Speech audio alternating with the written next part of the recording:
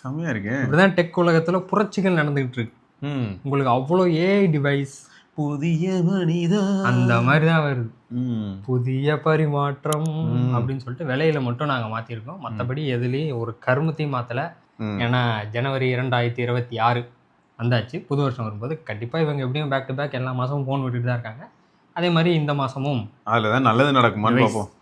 அதுல தான் நல்லது நடக்குதா இல்லை, அதுல தான் நல்ல டிவைஸ் இருக்கா அப்படின்னு நீங்க ஸ்பாட் பண்ணி சொல்லுங்க.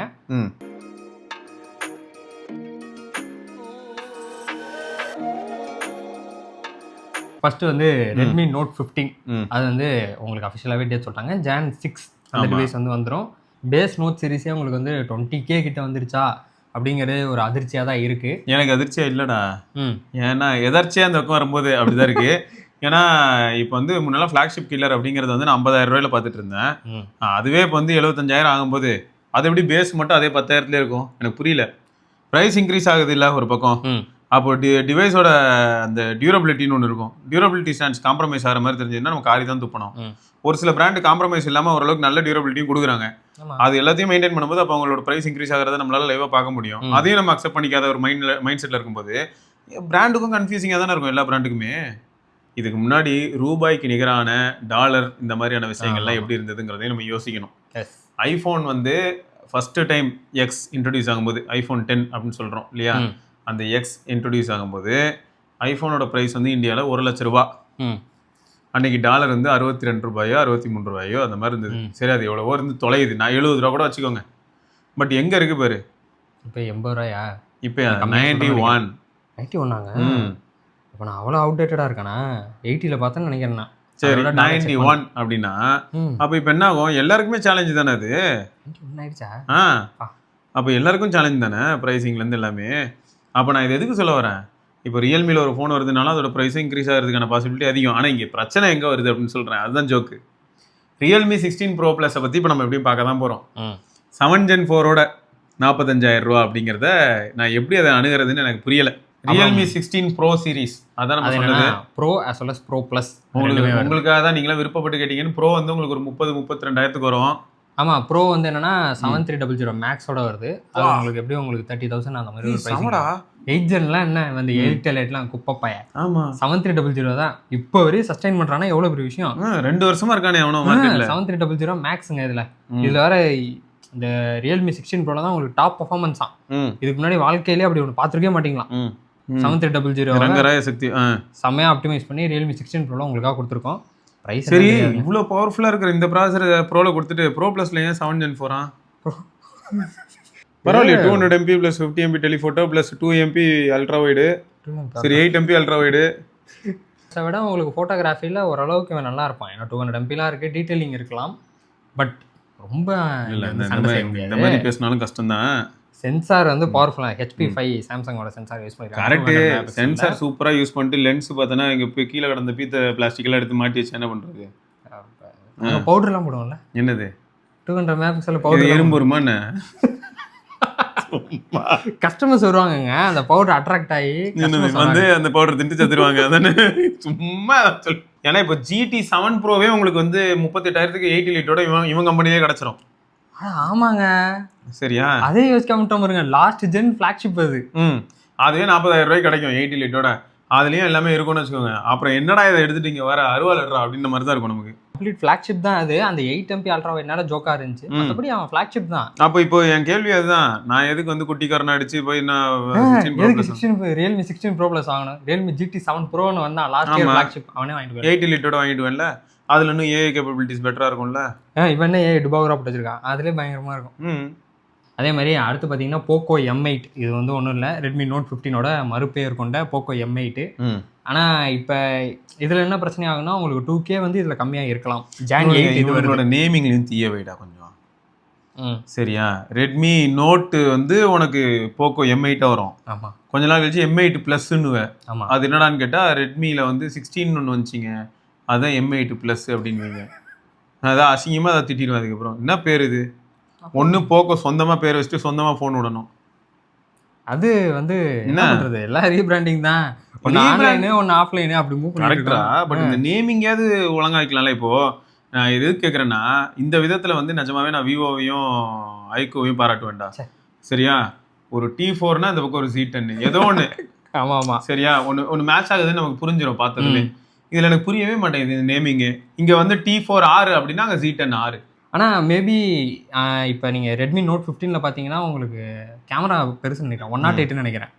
அது வந்து போக்கோல கொடுக்குறாங்களா அப்படிங்கிறது தெரியல. லான்ச் அன்னைக்கு தான் நமக்கு தெரியும். கேமரால மேபி டவுன் கிரேட் இருக்கலாம். பிரைமரி சென்சார்ல மட்டும் ஒரு டவுன் கிரேட் கண்டிப்பா இருக்கும்னு நினைக்கிறேன். இல்ல அந்த வாட்டி ஏன்னா போன வாட்டிலாம் ஒரே மாதிரி கொடுத்துட்டாங்க. அதுக்கு வாங்குறது நான் இதே வாங்கிட்டு போயிடுவேன், 2000 கம்மியா இருக்குன்னு யோசிச்சோம். ஆமா, இன்னும் வந்து நீங்க இது கான்ஃபிகிங் கம்மி பண்ணீங்கன்னா அதனால இல்ல கேமரா சென்சார்ஸ் மட்டும் மேபி டவுன் கிரேட் இருக்கலாம். அப்புறம் ஓப்போ ரெனோ, ஓப்போ தானே கரெக்டாக சொன்னேன், ஓப்போ ரெனோ 15 சீரிஸ். இதில் வந்து உங்களுக்கு பார்த்தீங்கன்னா Oppo Reno 15, 15 bro, 15 bro mini இப்படின்னு நிறையா குட்டிகள் வரப்போகுது. இந்த குட்டிகள்லாம் நீங்கள் ஆல்ரெடி பார்த்த மாதிரியே தான் இருக்கும். ஏன்னா டிமென்சிட்டி 8450, அப்புறம் வந்து 7 Gen 4 இதை வச்சு தான் வருது. ப்ரைஸிங் பார்த்தீங்கன்னா உங்களுக்கு 50K 60K அந்த இதில் பண்ணுறோம். அதுக்கப்புறம் பார்த்தீங்கன்னா சாம்சங் கேலக்ஸி S26 சீரிஸ். இதில் டம்மிஸ்லாம் நிறையா ஆல்ரெடி பார்க்க ஆரம்பிச்சோம். அதுதான் ஒரு ட்விஸ்ட்டு. இதுல வேற என்னடான்னா குறுக்க லைட்டா கவுத்தி விடுறானுங்க. அது கொஞ்சம் பயமா தான் இருக்கு. என்னது 2600 இருக்குங்கிறானுங்க வேற. ஆமா ஏங்க நான் இருந்தா நல்ல விஷயம் தானங்க. 2 நானோமீட்டர் ப்ராசஸர். அது கரெக்டா? இது என்ன ஆகுதுன்னு நான் சொல்றேன். எங்க வீட்டுல ஒரு எக்ஸலும் ஒரு புல்லட்டும் இருக்கு அப்படின்னா எக்ஸலோட ஸ்பீடுக்கு தான் புல்லட்டும் போகணும்னு சொல்லி ஸ்பீடை வந்து நான் இது பண்ணி வச்சேன். என்னடா கணக்கு இது? என்னங்க எங்கெங்க போயிருக்கு? ஆமாடா, ஏன் என்னாச்சுன்னு சொல்றேன். 2400 அந்த டைம்லயே என்ன ஆயிடுச்சு, 2400 வந்து 8 Elite கூட அப்படின்னு நீ வச்சானோ ஓகே. ஏன்னா 8 Elite கூட இல்லை, அது ஆக்சுவலாக 8 Gen 3. 2400ஓட அது யார் அவன் ஏஎம்டியோட சேர்ந்தெல்லாம் ஒர்க் பண்ணனால கிராஃபிக் ரெண்டரிங் ஒர்க்ஸு இந்த ரே ட்ரேசிங் மாதிரியான விஷயங்கள் 2400 ஃபாஸ்ட்டாக பண்ணுது 8 Gen 3 விட. இந்த மல்டி கோர்லாம் வந்து உங்களுக்கு அதிகமாக. அதனால இவனுக்கு என்ன பண்ணிட்டானுங்க, ஆக்சுவலாக 8 Gen 3 அளவுக்கு தான் இதுவும் இருக்கணும்னு சொல்லி 2400 நிறைய பொட்டன்ஷியல் லாக் பண்ணி வச்சாங்க. வேணும்னே அதை பிடிச்சி கழுத்தை நெரிச்சு கொண்டிருக்கானுங்க. இப்போ கேள்வி என்னன்னா, பின்ன என்ன ஆகும்னா உனக்கு S24ம் 24+ம் வெடப்பா வெளில சுத்திட்டு இருந்ததுன்னா 24 Ultra அதோட சுருங்கி இருந்ததுன்னா எப்படி ஏத்துக்க முடியும்? ஆமா, அதை விட இது விலை கம்மியா ஆனால் பர்ஃபார்மன்ஸ் அதிகம் அப்படி இருக்கும்ல. இப்போ கிராஃபிக் ரிலேட்டடெல்லாம் பேட்டரி லைஃப்ங்கிறது சப்ஜெக்டிவ். ஆனால் ட்விஸ்ட் என்னன்னா, சப்போஸ் எவனா கேம் விளாண்டுட்டு என்னடா இதுல எக்ஸ்ட்ராவா பயங்கரமா இருக்கு, இல்ல FPSலாம் ரொம்ப ரிலேபிளா இருக்கு, இதுல பாரு HDR ரெண்டரிங்லாம் பயங்கரமா இருக்குன்ட்டானா என்ன ஆயிடும்? அப்போ அல்ட்ரா மரியாதை போயிடும்ல. ஆமா, இந்த வருஷமா அந்த இளவு பண்ணானா என்ன பண்றது? இப்போ வந்து S26 Ultra வருது, அது 8 Elite Gen 5. இதுல வந்து 2600னா இப்போ 8 Elite Gen 5 2 nanometer. அதுவும் இல்ல, மார்க்கெட்டிங் எக்ஸ்பர்ட்லயே இங்க உள்ள பூந்தலாம். அடுத்து என்ன ஆகும்னா, இதோட பர்ஃபார்மன்ஸ்ல வந்து ஆல்ரெடி NPU-லயும் சரி GPU-லயும் சரி இது 8 Elite கூட இந்த மாதிரி ஒரு சில இடத்துக்குள்ளலாம் கம்பேர் பண்ணும்போது 70% லீப்லாம் போட்டு வச்சிருக்காங்க. அப்படிலாம் நட்சத்திரம் வந்து இருந்து தொலைஞ்சதுன்னா அப்போ என்ன பண்றது? S26 மேலே போயிடும், S26+ம். அல்ட்ரா எப்பயும் போல சோகமா அப்படியே ஓரமா இருக்கும். ஏன்னா அல்ட்ரா வந்து எப்பயுமே ஒரு நேமிங்லேயே அவன் வந்து கொஞ்சம் கெத்தா மாறிடுறான். கரெக்டா, நேமிங்ல மாறிடுறான். பட் எல்லாரும் டெஸ்ட் பண்ண ஆரம்பிச்சிருவானுங்க. அப்புறம் பார்க்கும்போது அதான ஒரு பக்கம் எப்படி இருக்கும்னு பார்த்தோன்னா 2 ஆங்கிள் சொல்ல தோணும். ஒன்னு என்னடான்னா, உனக்கு கம்ப்ளீட் பேக்கேஜ் வேணும்னு கேட்டா அதனால அல்ட்ரா அப்படின்னு சொல்லி சமாளிக்கணும். கேமரா இல்லையா, பர்ஃபார்மன்ஸ்க்காகனா 2600 நல்லா இருக்கு, நாங்க டெபியூ பண்ணிருக்கோம்னு சொல்லி சமாளிக்கணும். ஆனா எல்லாருமே 2600 டெஸ்ட் பண்ணிவிட்டு 8 Elite Gen 5 நல்லா இருந்ததுன்னா முடிஞ்சு. ஆனா சொல்லியிருக்காங்க எக்ஸினாஸ் வந்து இது S26 சீரீஸ்ல மேபி வரும். ஆனா எந்தெந்த டிவைஸ்க்குன்றது இப்போதைக்கு தெரியல. அப்படி இங்க வரலன்னா ப்ரொடக்ஷன் வேற ஓரளவுக்கு நல்லா போகுதுன்னாங்க ஈல்டெல்லாம். அப்படின்னா ஃபோல்டு எல்லாத்துலேயுமே 2600 வந்துடும். ஆனால் S26ல இருக்கும். மேபி அப்ராட்ல கூட ஒரு சில டிவைஸில் வந்து. அப்ராட்லலாம் வராது. வந்தால் நம்ம ஊரில் தான் அதெல்லாம் இறக்கி விடுவாங்க. டெஸ்டிங் ப்ராப்பர்ட்டி நம்ம தானே, எலி நம்ம தானே. ரைட். ஆனால் நல்லா இருக்கும், நம்ம எலிலாம் புஸ்தியாக சுற்றிட்டு இருக்கோம். அப்புறம் ஆனால் ஓகே, நல்லா தான் இருந்துச்சு. 2400 2600 எப்படி இருக்குன்னு பார்ப்போம். ஏன்னா ஃபஸ்ட்டு 2 nanometer சிப் பார்ப்போம். S26 சீரிஸ் வந்து February மாதம் வரும். ஆனால் மிட்லையா இல்லை எண்ட்லையாங்கிறது தெரியல. ஆனால் Februaryல வரும். அதுக்கப்புறம் கேலக்ஸி A07 இந்த டிவைஸ் வந்து ஆல்ரெடி கேள்விப்பட்டிருப்பீங்க. அது என்னன்னா 4G, அது ஆல்ரெடி வந்துருச்சு. இப்போ 5G வருது. டிமென்சிட்டி 6300 இது அண்டர் 10Kல உங்களுக்கு கிடைக்கலாம். அது இந்த மந்த் எண்டில் வந்துடும் நினைக்கிறேன். இதுவும் என்ன கேட்டால் வந்து அண்டர் 10Kன்றனால மதிச்சு சொல்லலாமே தவிர மற்றபடி வந்து 6300 ஒரு இது போன SoC தான். ஆல்ரெடி நம்ம சொல்லியிருப்போம். ரெட்மி 15C பார்க்க அழகா இருக்கு, அற்புதமா இருக்கு. ஆனால் உள்ள 6300ன்ற இந்த போட்டு ஜோக்கை கொடுத்து வச்சிருப்பாங்க. ஆமாம், ஸோ அந்த ஒரு பிரச்சனை இருக்குங்க. அப்புறம் மோட்டோரோலால Edge 70 ஃபியூஷன் அவங்க கொண்டு வராங்க.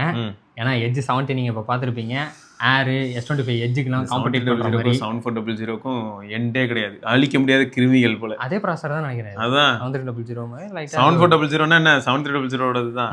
அதே தான்.